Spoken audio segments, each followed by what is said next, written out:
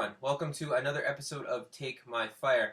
I'm Peter Snow. I'm the singer and guitar player in the band The Soviet Influence. We've decided to make this series of videos about social and political issues that matter to us because our identity as a band is political, it's activist, and we want to make sure that people understand where we're coming from in our songs and more generally. So today I want to talk about a topic that's been really controversial for a long time, but especially recently, and that's the idea of privilege, and specifically white privilege. If you're not familiar with the concept of white privilege, it could be understood as the systems and ways in which a particular group, in this case individuals who are considered white, have systematically constructed a society that favors them at the expense of other groups. We see people who are black and indigenous, people of color in general, are often treated differently, not afforded the same opportunities, and have historically been pushed aside in favor of white individuals. Now, I know this is a really hard topic, particularly for white people to hear, and to try to understand. It can feel like a personal attack. It can feel like a defensive position that you need to take to say, I am not privileged. My life has been hard. It can sound really invalidating to people's experiences, and it's not intended to be that. My understanding of this sort of concept of white privilege as it functions in our world is to understand that we do not live in a just society. And I think if you look around, you can see that. And there's lots of dimensions to why we don't have a just society, and in other videos we'll talk about other parts of that, but in this particular way, people have had opportunities, not even through things that they've done specifically. I want to use myself as an example, because I think that's the fairest approach. Now, I know a little bit about my family's history. And I know that going back on one particular strand of my family, people have very directly profited and succeeded at the expense of other groups.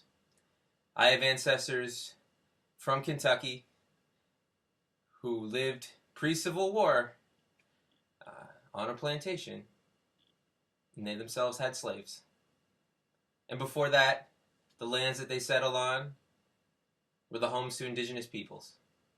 So in a very direct way, I exist today in the state that I am in because some of my ancestors directly took advantage of both African slaves and indigenous peoples. And I feel terrible that happened. I feel awful that my family, that people I'm descended from, lived that life.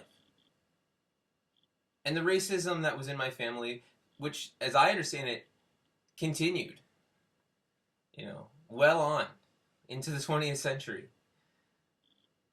And the advantages that were afforded by that. And even to this day, and not just because of my family legacy, but because of the color of my skin. I don't get followed around in stores. I don't get stopped by the police. I'm generally afforded the benefit of the doubt in most situations. And I know that it's because of the way I look. And that, to me, gets at some of the heart of what privilege does and why it's actually so damaging to me. Because it shields me from the reality that other people experience. And I want to be clear that the heart of the message that I have as an individual, that our group has as a band,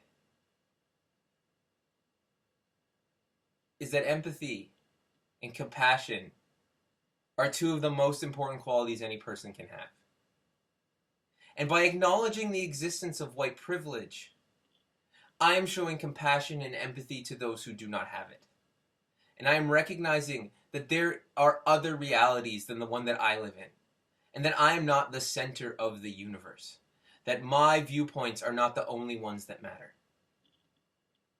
That there are other people who I know are suffering, who I know are experiencing systemic problems that they have no control over and no recourse to solve.